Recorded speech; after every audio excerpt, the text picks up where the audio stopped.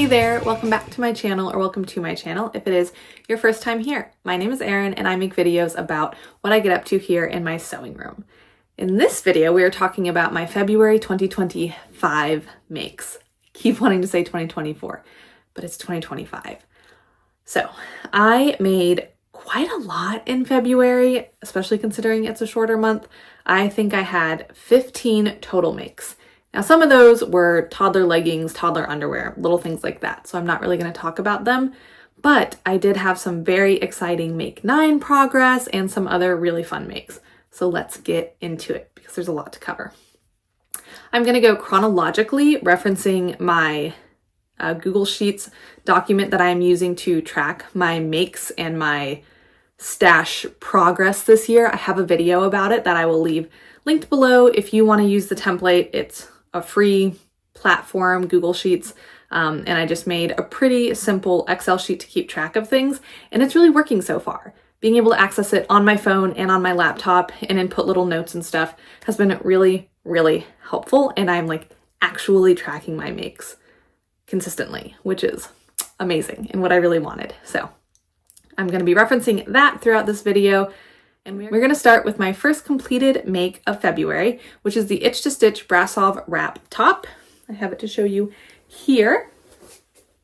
I made it out of this beautiful Art Gallery Fabrics jersey. It's a cotton jersey with this gorgeous flower print. I got this from Christine at Christine Sews a Lot. She formerly thought she was a winter. She is not. I am a winter.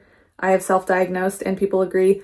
So I've benefited greatly from a lot of the things that she has decided to de-stash. It is a really, really fun sew. It is kind of an elevated basic, you could almost call it, because you can wear it like a long sleeve t-shirt, but it is so much more interesting. It looks like it cuts kind of low, but it really, really does not. You can see in the pictures on the Itch to Stitch website and then in photos where I'm wearing it that it crosses just fine. It's not at all low cut. It just hangs like this when there's not a body filling it out. I made a size 14 and my measurements are always down in the description box if you want to reference those, and it fits really, really well. I hemmed it on my cover stitch because I am loving my cover stitch, and it just makes it look so much more like polished and professional, and you get a much better result than with a twin needle. So I'm super glad I invested in that machine. Other than that, there's nothing super significant to say about it besides it's a fun sew. You have these pleats that help give it shaping. There's also pleats up here on the shoulder seam. The collar doesn't stand up too tall at all, but it helps kind of bring it all together and then cross over. So yeah, nothing super crazy to say about it. Fun sew, a little more interesting. I've only had the opportunity to wear it once, but that is a weather limitation of living on the coast of Mississippi and nothing to do with the top itself. I will get a lot of wear out of it anytime it's chilly and if I move somewhere chillier. So love, love, love. Next up, we have the Jalie Clara leggings. I ended January's video saying that I had made a pair of them out of a black cotton jersey because I was teaching a class in February using the leggings. And right before I took that black pair to the shop that I teach at, I made another pair out of an athletic brushed poly from Surge Fabrics in this purple. I made them the cropped length, and in these, for all 3 pairs I've made, because I did make another pair, I've made a size Y and done the like full waistband. There's another view where you can just do elastic in the waist. Instead of having this full waistband. It's really hard to see in the purple pair. It's a really cool pattern in the fact that there's no center front seam, so the pants are all one piece. You end up with a center back seam and an inseam, and then there is a gusset in there to help with shaping. Putting the gusset in is the trickiest part because you like do some snips and stuff like that, so you have to make sure you don't end up with any crotch holes, but as long as you go slowly, take your time, and really like pay attention to where those snips are, you're fine.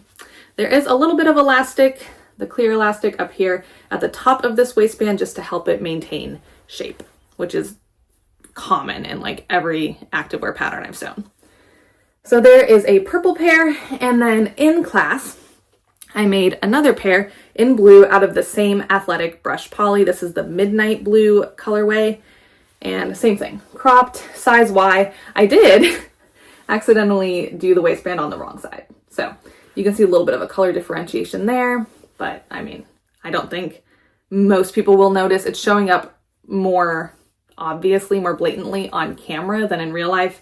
And like, I don't think it's a big deal. I don't think people would realize it was an error.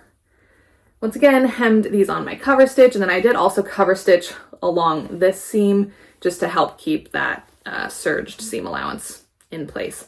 Yeah, super, super pleased. I have not actually worn these to run in yet. I've worn the purple pair and they're great, so I assume these will be the same. The next like really notable one worth showing and talking about are the True Bias Hudson pants. I made the men's version for my husband. This was a make 9 make and I got them done. I actually had them almost entirely finished in January, but I wanted to make them, you know, really professional. So I ordered a cam table press and the stuff to do grommets. And I was just waiting for that to come in. As soon as that came in, I was able to finish up the waistband. I'd already done the cuffs on the legs and they were all good to go. This is a navy French terry that I got from Fabric Mart about 1.5 years ago. It is already pilling. So I finished these, when did I finish these? At the very beginning of February. And he has worn them a ton and we've washed them quite a few times, but they're already pilling like pretty badly.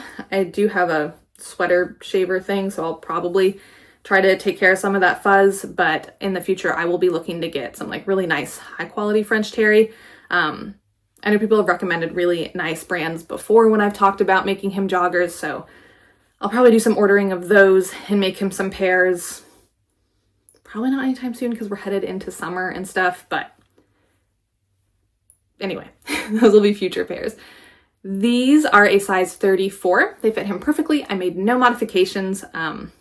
He does tend to wear his pants like pretty low under his belly button, like a couple inches down, but he likes where they fall. The crotch has a good depth, but isn't too baggy and everything. He loves the drawstrings. I did buy pre-agleted ones.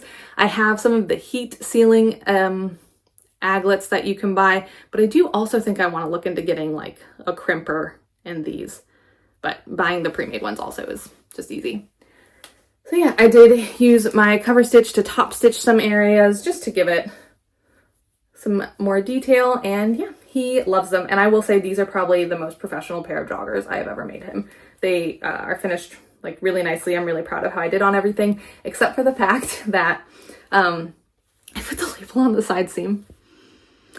I could unpick it and move it. I probably will. He hasn't mentioned anything. So either in the last month he hasn't noticed or he just didn't care to say, I don't know. But I was looking at these when I pulled them out for this video and I was like, I swear I put a cute little label in and it's on the side. Love you to the moon and back. Very cute label. I just need to move it over. So whoops. But that's another make 9 ticked off. I have the women's and the children's patterns for the Hudson pants also that I want to make, but the one I put on my make 9 was the men's because I really wanted to get them done for him. And I did. And yeah, this is the perfect pattern for him. Next up, I made a couple of patterns from Petite Stitchery. I made the Thistle sleep set and then the Linden lounge bra and underwear. I had a huge cut of this double brush poly from Joann's that I got on sale, like super clearance, probably 2 years ago. And I didn't know what to do with it because polyester and the South and sweaty and all that. So I finally decided I wanted to use it and it would be good for this sleep set. Since it's a tank top and shorts and I'm wearing it in the house, so it shouldn't be too hot. I made the tank top with the longer placket. There is a shorter one, I believe. I have not put buttons or snaps in it yet because I want to do snaps with my new cam table press, but I didn't order snaps when I ordered the stuff because I wasn't planning on needing snaps anytime soon, so I didn't know like what color and size and all that I would want. So at a later point, maybe I will add snaps if I do need it to open.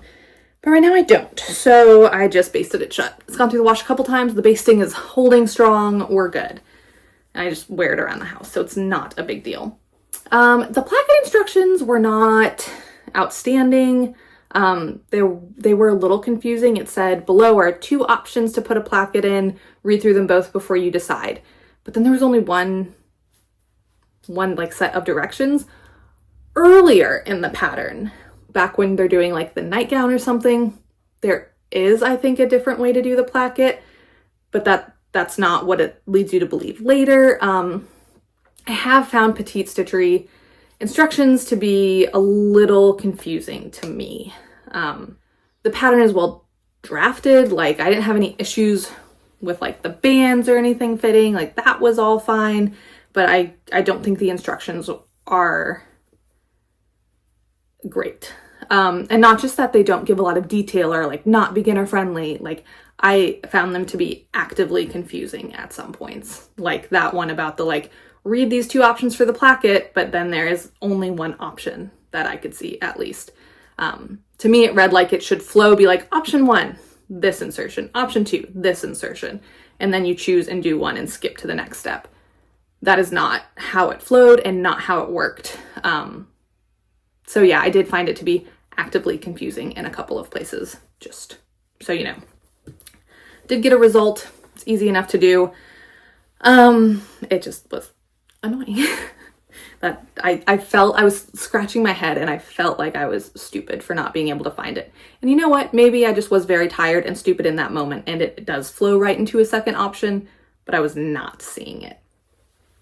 Overall though, I do like the result. It's pretty long. It's about my hip, the side of the curve. I do like that the hem is curved. I love that. The side of it hits about my widest part of my hip, and it just hangs down. Super, super comfy. It is a little tight here at the front of the arm side, so I would want to probably scoop that in a little bit in the future, but that is like pretty common for me. So that's not a Thistle sleep set issue. That's a me issue. I made the shorts. They have different inseam options and different waistband lengths, like sizes. There are no pockets. I think it would be easy enough to add. I know it would be easy enough to add inseam pockets. I don't know why they didn't put inseam pockets in it, but whatever. There are a ton of options in this pattern, so I'm not complaining. I did the 4-inch inseam, and I love that. Love it. Again, I made a size extra large, fits well. I did scoop out the seat by about 1/2 inch and then added it back to the sides. So yeah, that is that simple enough there. Really, really, really love the 4-inch inseam. For the Linden set, I made the crossover lounge bra. This lounge bra is the whole reason I bought the pattern. I think it was on sale for Black Friday or something. I bought it for this crossover lounge bra. The bands are like all over the place because I didn't top stitch them in place. I don't think it suggested to or had me. I thought about it and I decided not to. I really should have. And then I had to do quite a wide elastic band just because that's the size of elastic I had. And I don't love that because like when I sit down and my belly comes up, this just ends up getting squished. But it's not bad. It's really, I think it's like the soft waistband elastic is what I had. So I used that and it squishes up quite nicely and easily. This fits pretty well. No complaints really. Once again, made a size extra large. I did the lower cut one. So for the crossover lounge bra, there's a higher line and a lower line. I cut it lower. But yeah, so that was easy enough and good. The fit is generally fine. One thing I will say for the Linden instructions is they have a couple of pages of how to fit these 2 items. So the underwear and the bra, they have some like pictures of what different issues might look like and then how to fix it. Which I also made the underwear. I made the mid-rise with bands. You can also make it with elastic. I did the lining, the crotch lining in a cotton jersey. Really, I just made these as kind of a wearable toile because for the underwear, they also have an absorbent panel option. So this is all one color. They have a color blocked version. And then within that color blocked version, there are pieces to make an absorbent panel. So they could be period underwear, postpartum underwear, just incontinence in general, things like that. And I want to do that because I've wanted to make my own period underwear for a while, but I am like overwhelmed. I was overwhelmed by like what materials to get.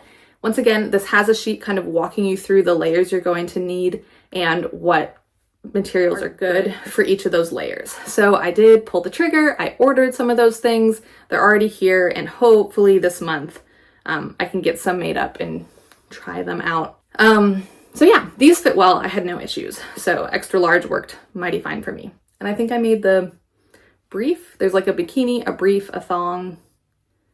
There are a couple options also for what the butt part looks like. So wins all around there. I'll probably talk more about the underwear once I make the period underwear and try them out and stuff. I've been using period underwear for a couple of years and I really like my store-bought ones, but every time I need them, I'm like, I wish I had more pairs, but they're kind of expensive to buy, and I just wanted to see if I could make them myself because it's fun to do that. And I know I can make them myself. It's a matter of if I like them more. We are almost done. We are on to two of my favorite makes. The first one being this Love Notions Classic Tee in this beautiful knitfabric.com cotton spandex jersey. This is such a nice fabric. It has great weight without being like too heavy, but it's like really, really nice hand. It's smooth to the touch, but was great to work with. It's a pleasure to wear. I really, really like this and will definitely be ordering more. I used this green ribbing, also from knitfabric.com. I used it for the neckband and then also just added it to the sleeves. I didn't love how short the sleeves were going to be, but I didn't have enough fabric to make them longer. I just used a yard for this. Plus, I wanted to kind of tie the green into another spot on the shirt. I did the neckband reinforcement from the floral fabric and used this one-of-a-kind label from Fabric and Flow. I love how that looks. Quite impressed with myself on that. And then hemmed it with my cover stitch. I used green thread in my cover stitch so that it would kind of tie it all in together again. One thing I love about the Love Notions Classic Tee is the shaping. It's kind of hard to see as I just hold it up, but it does nip in a bit. It curves in at the natural waist and then comes out. I did not lengthen it at all per their instructions. I should have lengthened it like 1/2 inch or an inch because I'm taller than what they draft for. But I've made this previously and knew I liked the length without it being lengthened, so I kept it right where it was. Yeah, that's all to say about that, but I do love this shirt. I love how the fabric feels. I love the print. It makes me so happy. I love the bands on the sleeves and everything. I just love, love, love, love, love it. This is the Helen's Closet York Pinafore. I made it from this baby cord that I got from the sewing room in Birmingham, Alabama. Very lightweight. So even though I live in a very hot place, because of like how open this is and how loosely it fits, how much ease there is, and just that it's like actually very lightweight cord, it has been great to wear even when it's a little toastier out. I used some shirting to make the bias tape. I had been sent this on accident by Fabric Mart a long time ago. It was supposed to be a 1 yard cut of like white cotton jersey, and instead they accidentally sent me a 1 yard cut of this shirting, this like maroon shirting that I was never going to wear, especially only a yard. I couldn't really use it to make much for myself that I would like. So I used quite a bit of it to make the bias tape that you use for the bias facing. There's a lot, you guys. It goes around the whole neckline and then these huge, can you even call it an arm side? But these huge things, and then also it's the facing of the pocket. I did the side pockets, I did the lower neckline, and I did the longer length, but I hemmed it 1/2 inch shorter than it wanted, and I might go back in and hem it a little bit shorter again. I don't want it to be too short because that just doesn't fit my lifestyle, but it's a hair too long, I think. I want it to be just a tad shorter. So I might go in and modify that later. I've worn it quite a few times. I've worn it over this floral shirt, so that's really cute together. And I've also worn it over a like blue and cream striped shirt. I really, really, really like it a lot more than I thought I would. So I'm very happy about that. I made a size 18, no modifications, straight 18, and it has been great to wear. Fits mighty fine. I love where this hits. It hits maybe 1/2 inch above my natural waist, kind of right at my natural waist, really. So it's very flattering. So even though it has this kind of like shapeless, almost like bubble type bottom, or or like shows where your waist is enough that you still have shape. So I really, really have liked this. I said that was on my make 9, so another make 9 ticked off. And then my last make of the month, I squeaked in on February 27th. And this is the Nielsen Hovea jacket, another make 9. And I made it from a coverlet that I've had forever. It was on my guest bed when I lived alone. It got booted when I got married and I've held on to it because I figured I would want it for something. And I did, I wanted it for this. I also used a blue and white seersucker for this bias tape. This I stole from my mom's stash quite a while ago. There was only about a yard of it, and there's like numbers written in permanent marker across a big section of it. So it is not usable for any type of garment, and I thought it would be perfect as the bias tape, and I really do like it. I have more of the seersucker left, and I think I'm just gonna cut it up and turn it into more bias tape like this to have on hand, because I think it is super, super cute. I did view B, which is a shorter length with these pockets. I did the hanging loop, but did not do the optional tie because I didn't see myself ever tying it. I did not do bias tape on the inside. I just serged and pressed open as best I could. This is polyester, so pressing it was not super effective. It worked well enough, but not great. You can see that it's like heat quilted, which is interesting, but I like it. I have not actually worn it because, once again, weather does not cooperate here. I made a size 14 curve. It is oversized.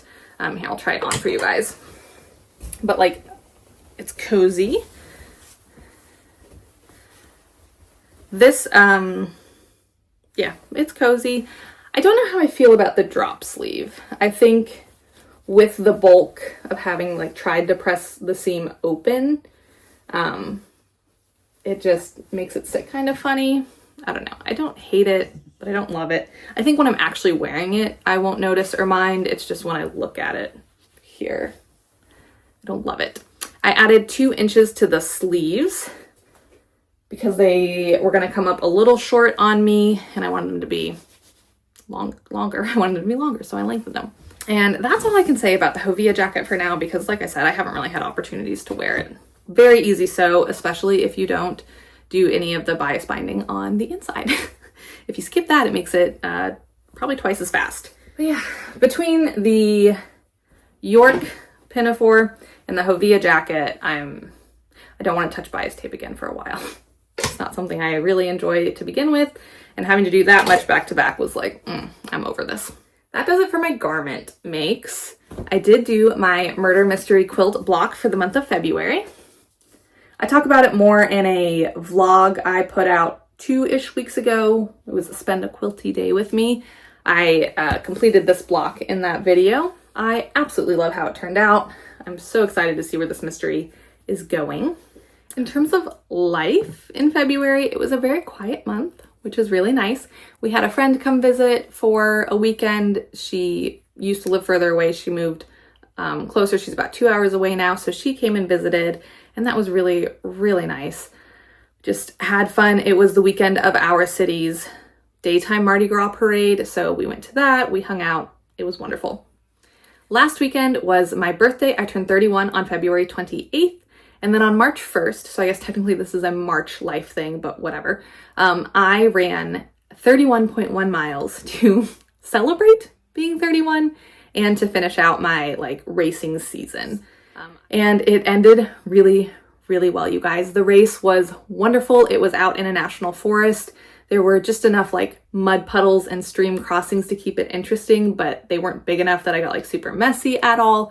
It was a beautiful day out, like perfect temperature, sunny, but you were in the shade, like the dappled sunlight coming through. It was just wonderful for like the first 20 miles.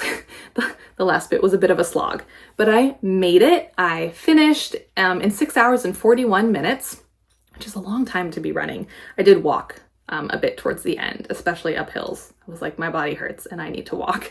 But I actually was the 3rd place female for the event. So my medal has a little extra plaque on it for finishing 3rd, which was so unexpected. I crossed the finish line and I hugged my daughter and I heard them say like 3rd place female. I was like, what? Like my family had to be like, that's you. So that was very, very surprising. It was honestly very fun. It was a very big sense of accomplishment, a really, really great way to end my personal racing season.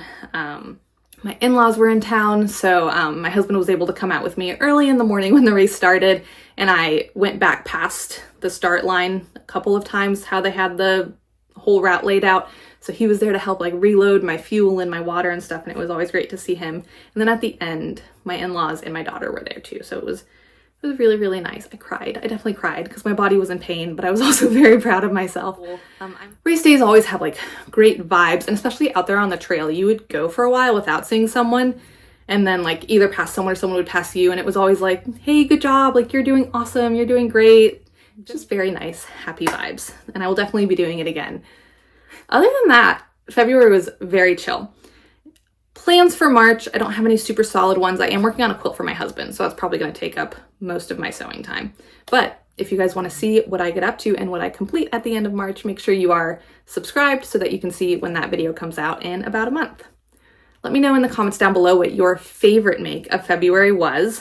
I think my favorite make is this floral classic tee. I think I'm going to get a lot of wear out of it. I already have, and it just makes me very, very happy. So I would call this my favorite. Let me know what your favorite make is down in the comments, and I look forward to seeing you guys in the next video. Bye.